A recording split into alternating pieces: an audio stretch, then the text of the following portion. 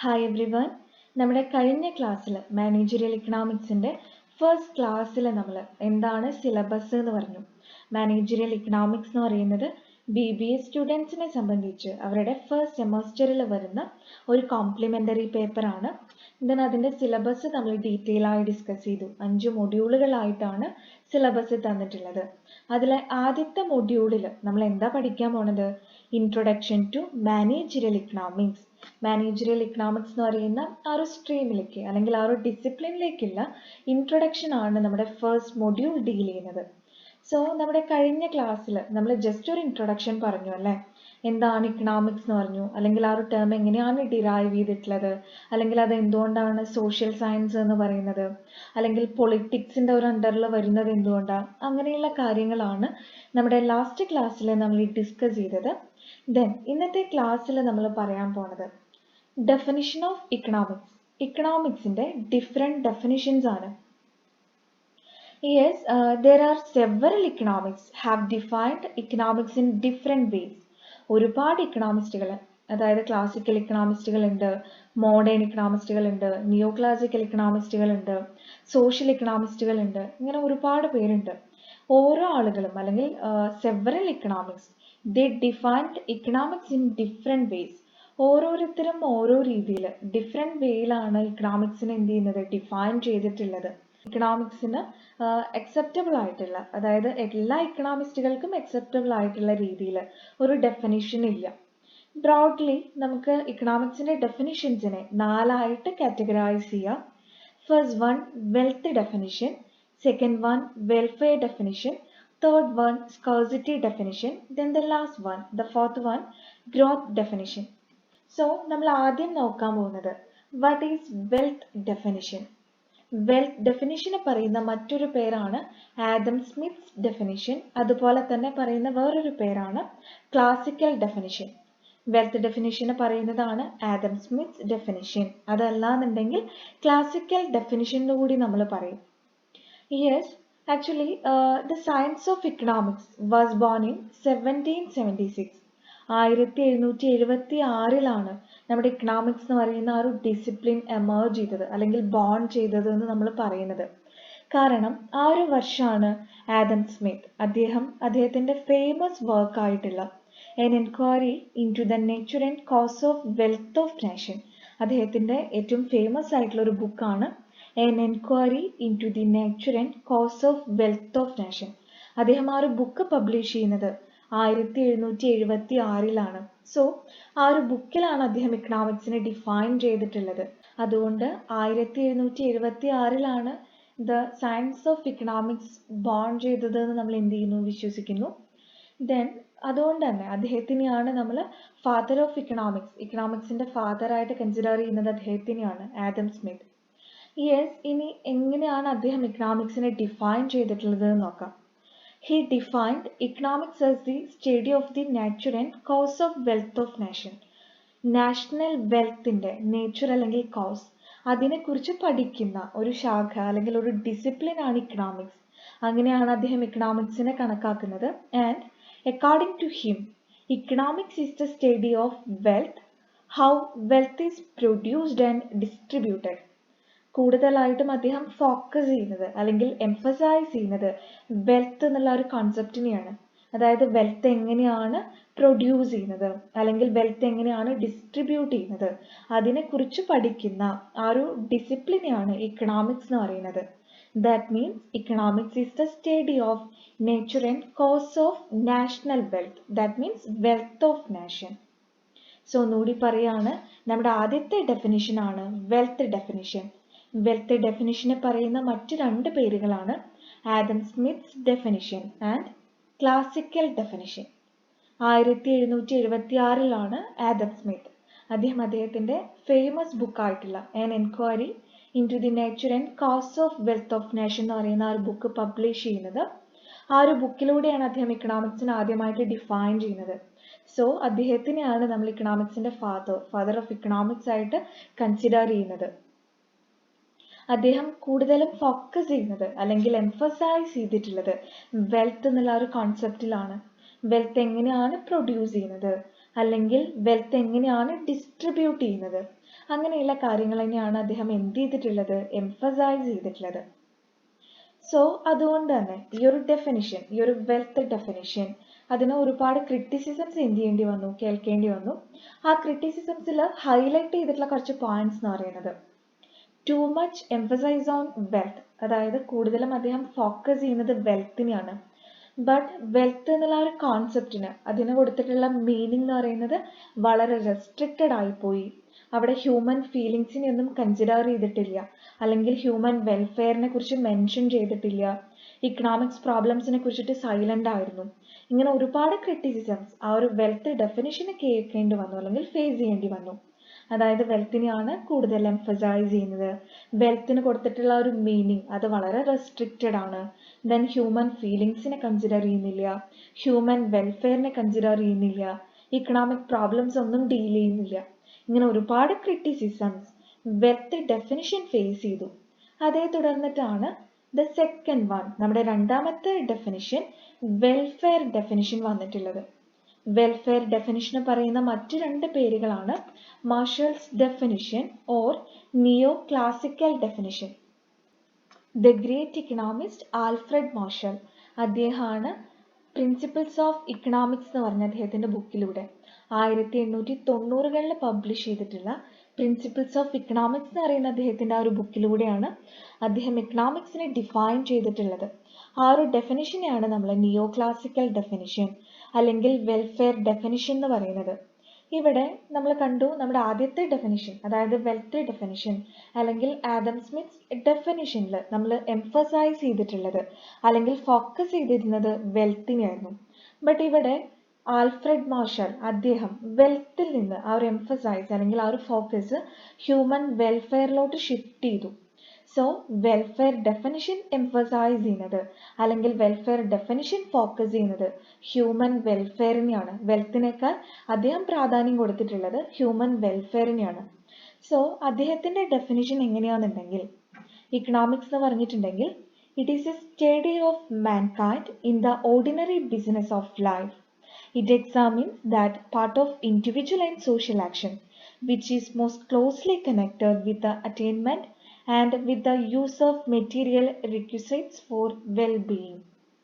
അതായത് മനുഷ്യരുടെ, നമ്മുടെ സൊസൈറ്റിയുടെ, ഹ്യൂമൻ ബീയിങ്സിന്റെ വെൽബീയിങ്ങിന് വേണ്ടിയിട്ടുള്ള അല്ലെങ്കിൽ ഹ്യൂമൻ വെൽഫെയറിന് വേണ്ടിയിട്ടുള്ള റിക്വിസിറ്റ്സ് അല്ലെങ്കിൽ മെറ്റീരിയൽസ് അതെങ്ങനെയാണ് യൂസ് ചെയ്യുന്നത് അല്ലെങ്കിൽ അതെങ്ങനെയാണ് അറ്റൈൻ ചെയ്യുന്നത്. സോ അതിന് വേണ്ടിയുള്ള ഇൻഡിവിജ്വൽസിന്റെ അല്ലെങ്കിൽ സോഷ്യൽ ആക്ഷൻസ്, അതിനെയാണ് ഇക്കണോമിക്സ് അല്ലെങ്കിൽ പൊളിറ്റിക്കൽ ഇക്കോണമി എന്ന് പറയുന്ന ആ ഒരു ഡിസിപ്ലിനിൽ സ്റ്റഡി ചെയ്യുന്നത്. അതാണ് ആൽഫ്രഡ് മാർഷൽ എന്ന് പറഞ്ഞിട്ടുള്ള ദ ഗ്രേറ്റ് ഇക്കണോമിസ്റ്റ്.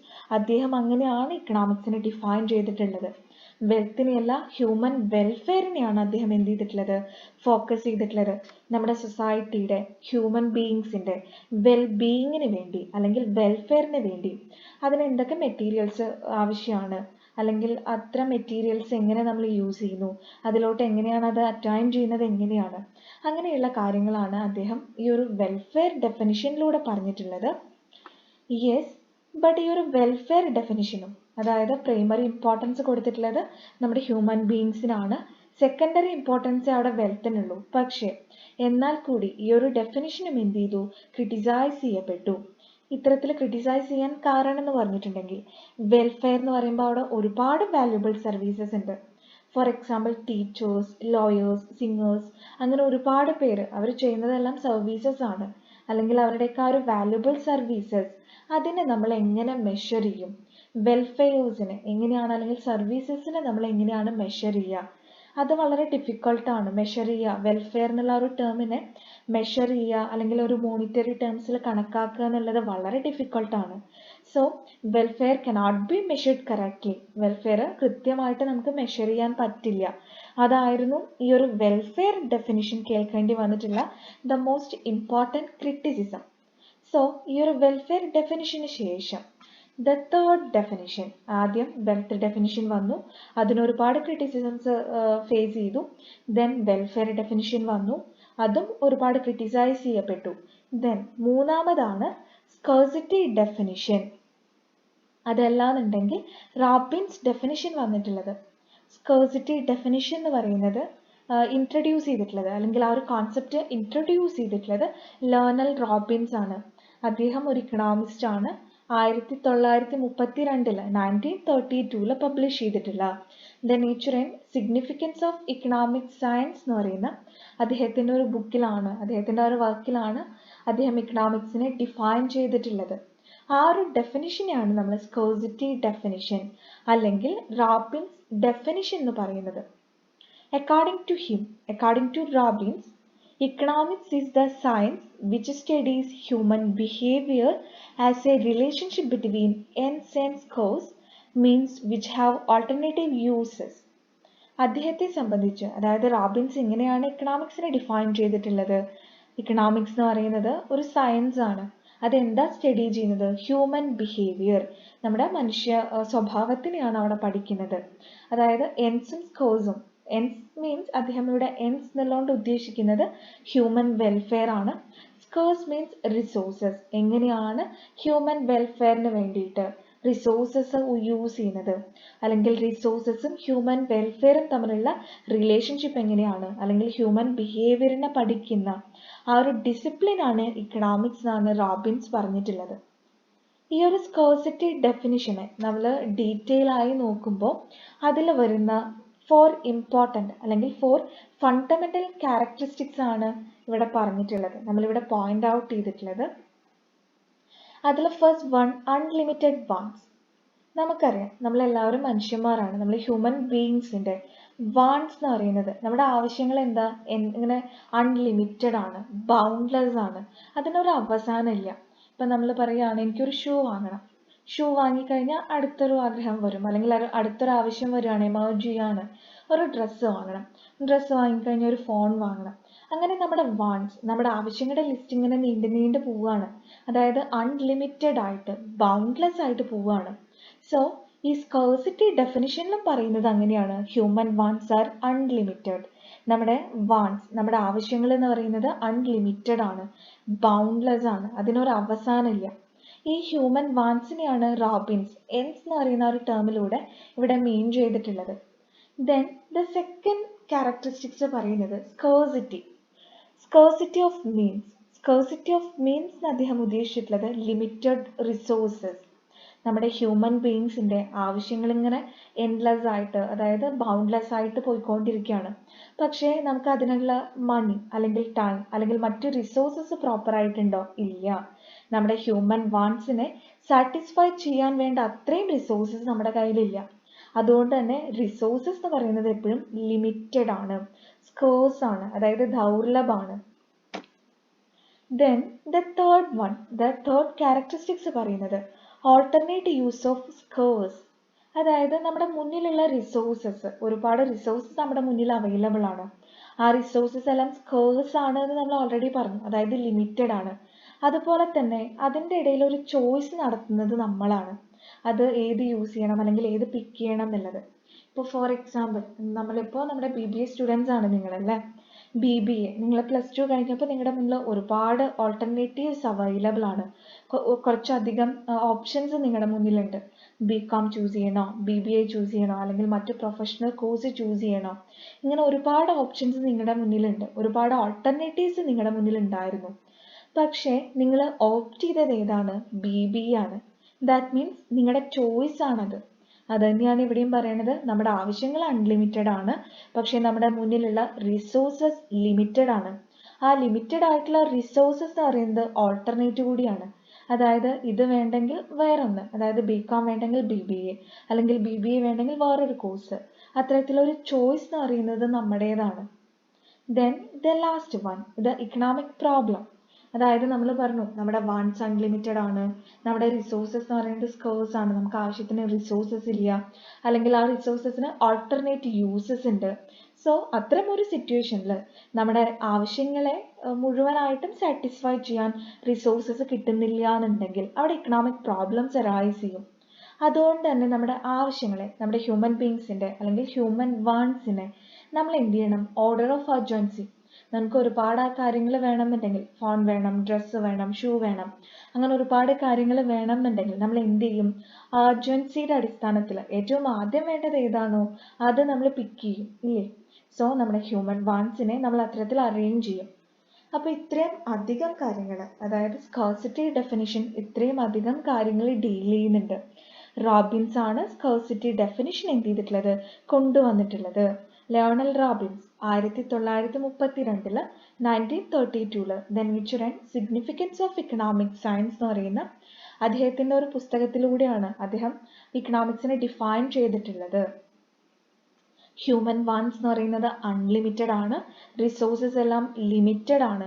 ആ ലിമിറ്റഡ് റിസോഴ്സസ് അത് ഓൾട്ടർനേറ്റീവ് യൂസസ് ഉണ്ട്. അൺലിമിറ്റഡ് വാണ്ട്സും ലിമിറ്റഡ് റിസോഴ്സസും ആകുമ്പോൾ ഓഫ് കോഴ്സ് അവിടെ ഇക്കണോമിക് പ്രോബ്ലംസ് അറൈസ് ചെയ്യുന്നു. അതുകൊണ്ട് തന്നെ ഹ്യൂമൻ ബീങ്സ് അവരുടെ വാണ്ട്സിനെ ഓർഡർ ഓഫ് അർജൻസി, അതായത് അർജൻസിയുടെ അടിസ്ഥാനത്തിൽ എന്ത് ചെയ്യണം, അറേഞ്ച് ചെയ്യണം. ഇത്രയും കാര്യങ്ങളാണ് സ്കേഴ്സിറ്റി ഡെഫിനിഷനിൽ എന്ത് ചെയ്തിട്ടുള്ളത്, പറഞ്ഞിട്ടുള്ളത്. ദെൻ സ്കേഴ്സിറ്റി ഡെഫിനിഷൻ്റെ കുറച്ച് മെറിറ്റ്സ് എന്ന് പറയുമ്പോൾ ഇതൊരു ഇൻ ഡെപ്ത് ആണ്, അതായത് കുറച്ച് അനലറ്റിക്കൽ ആയിട്ടുള്ള ഒരു കോൺസെപ്റ്റ് ആണ് സ്കേഴ്സിറ്റി ഡെഫിനിഷൻ. അതുപോലെ തന്നെ അതിനൊരു യൂണിവേഴ്സൽ അപ്ലിക്കേഷൻ ഉണ്ട്, അതൊരു പോസിറ്റീവ് സ്റ്റഡി ആണ്. ദെൻ അവിടെ ഓപ്പർച്യൂണിറ്റി കാസ്റ്റ് എന്ന് പറയുന്ന ഒരു കോൺസെപ്റ്റിനെ കൺസിഡർ ചെയ്യുന്നുണ്ട്. ഓപ്പർച്യൂണിറ്റി കാസ്റ്റ് എന്ന് പറഞ്ഞിട്ടുണ്ടെങ്കിൽ ഇപ്പം ഞാൻ നേരത്തെ ഒരു എക്സാമ്പിൾ പറഞ്ഞു, അതായത് നിങ്ങൾ BBA സ്റ്റുഡൻസ് ആണ്, നിങ്ങൾ +2 കഴിഞ്ഞപ്പോൾ നിങ്ങളുടെ മുന്നിൽ ഒരുപാട് ഓപ്ഷൻസ് അവൈലബിൾ ആയിരുന്നു, ഒരുപാട് ഓപ്ഷൻസ് അല്ലെങ്കിൽ ഒരുപാട് ഓൾട്ടർനേറ്റീവ്സ് അവൈലബിൾ ആയിരുന്നു. BCom വേണോ, BBA വേണോ, അല്ലെങ്കിൽ മറ്റു കോഴ്സസ് എടുക്കണോ, അങ്ങനെ ഒരുപാട് ഓപ്ഷൻസ് ഉണ്ടായിരുന്നു. നിങ്ങൾ ചൂസ് ചെയ്തത് BBA ആണ്. അപ്പോൾ നിങ്ങൾ അവിടെ ഇപ്പോൾ ഫോർ എക്സാമ്പിൾ BCom നിങ്ങൾ എന്ത് ചെയ്തു, ലോസ് ചെയ്തു. BCom എന്നുള്ള ഒരു ഓപ്ഷൻ ലോസ് ചെയ്ത് നഷ്ടപ്പെടുത്തിയിട്ടാണ് BBA ഓപ്റ്റ് ചെയ്തത്.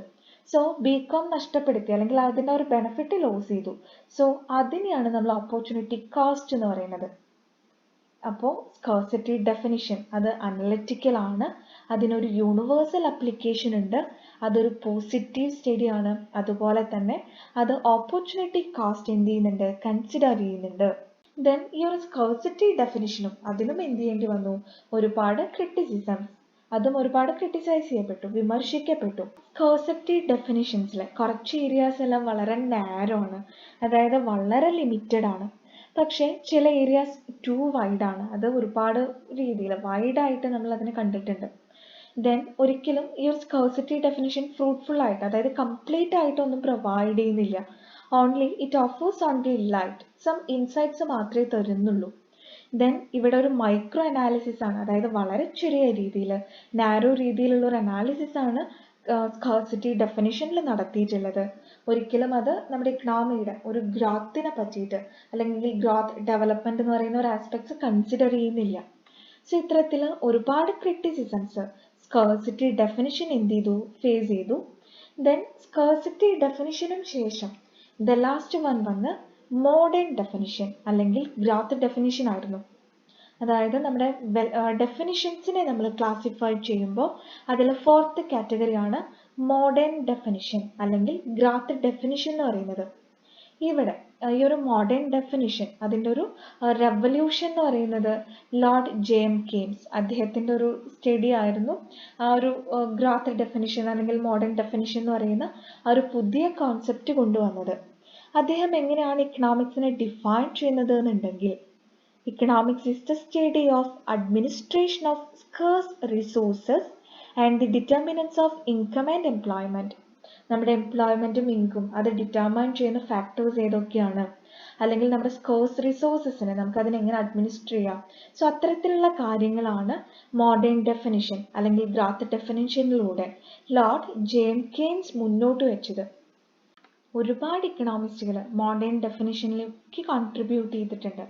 അതിൽ one of the important one professor Samuelson, അദ്ദേഹത്തിൻ്റെ ഒരു ഡെഫിനിഷനാണ് economics is the study of how people in society end up choosing with or without the use of money to employ scarce productive resources that could have alternative uses to produce various commodities and distribute them for consumption now or in the future among various persons or groups in the society.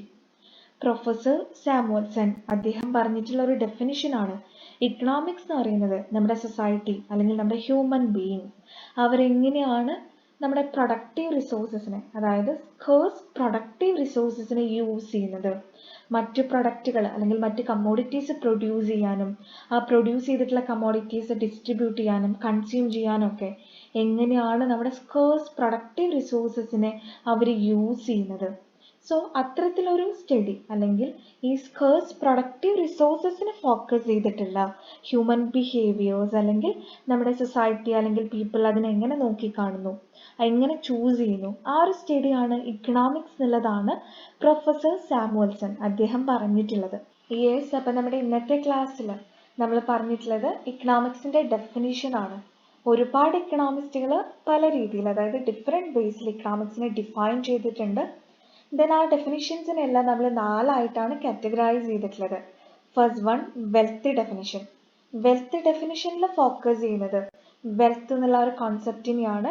1776 Adam Smith ആണ് ആദ്യമായിട്ട് ഇക്കണോമിക്സിനെ define ചെയ്തിട്ടുള്ളത്. അതുകൊണ്ട് തന്നെ അദ്ദേഹത്തിന് father of economics നമ്മൾ എന്ത് ചെയ്യുന്നുണ്ട്, പറയുന്നുണ്ട്. നമ്മുടെ രണ്ടാമത്തെ ഡെഫിനിഷൻ ആയിരുന്നു ആൽഫ്രഡ് മാർഷൽ കൊണ്ടുവന്നിട്ടുള്ള welfare definition. 1890 principles of economics എന്ന് പറയുന്ന അദ്ദേഹത്തിൻ്റെ ഒരു പുസ്തകത്തിലൂടെയാണ് അദ്ദേഹം എന്ത് ചെയ്തിട്ടുള്ളത്, ഇക്കണോമിക്സിനെ ഡിഫൈൻ ചെയ്തിട്ടുള്ളത്. അദ്ദേഹം ഫോക്കസ് ചെയ്തിട്ടുള്ളത് വെൽത്തിനെയല്ല, ഹ്യൂമൻ വെൽഫെയറിനെ ആയിരുന്നു. ദെൻ പിന്നീട് 1932 1932 റോബിൻസ് അദ്ദേഹം സ്കേഴ്സിറ്റി ഡെഫിനിഷൻ ഇൻട്രൊഡ്യൂസ് ചെയ്യുന്നത്. അവിടെ ഒരുപാട് കാര്യങ്ങൾ എന്ത് ചെയ്യുന്നുണ്ട്, ഭയങ്കര അനലിറ്റിക്കൽ ആയിട്ടുള്ള ഒരു കോൺസെപ്റ്റ് ആണ്. ഹ്യൂമൻ വാൺസ് എന്ന് പറയുന്നത് അൺലിമിറ്റഡ് ആണ്, പക്ഷേ റിസോഴ്സസ് എന്ന് പറയുന്നത് വളരെ ലിമിറ്റഡ് ആണ്. അതുകൊണ്ട് തന്നെ ഇക്കണോമിക് പ്രോബ്ലംസ് അറൈസ് ചെയ്യുന്നു.